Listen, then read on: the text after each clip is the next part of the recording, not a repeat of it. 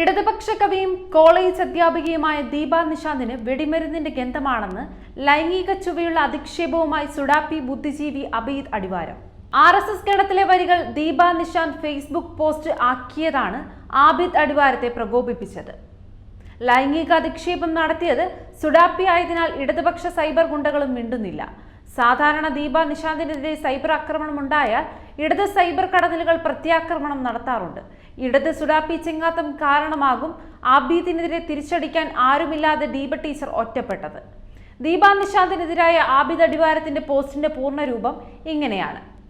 ഹിന്ദു രാജ്യം സ്വപ്നം കാണുന്ന RSSകാരുടെ പ്രാർത്ഥനാ ഗീതമായ ഗണഗീതത്തിലെ തന്റെ ഇഷ്ടവരികൾ ടീച്ചർ FBയിൽ പങ്കുവെക്കുന്നു. ഇതൊന്നും ഇടതുപക്ഷ സഹയാത്രികർക്ക് ചേർന്നതല്ലെന്ന് വിമർശനം ഉന്നയിക്കുന്ന സുഹൃത്തിനോട് എന്റെ ഭൂതകാല കുളിര് പ്രകാശനം ചെയ്യുന്ന വേദിയിലേക്ക് RSS നേതാവിനെ ക്ഷണിക്കാൻ ആവശ്യപ്പെട്ട താങ്കളാണോ ഇടത് സഹയാത്രികരെന്ന് ടീച്ചർ. ഇരുവരും തമ്മിലുള്ള സംഭാഷണത്തിലെ അശ്ലീല പ്രയോഗമാണ് ഇടത് സഹയാത്രികർ.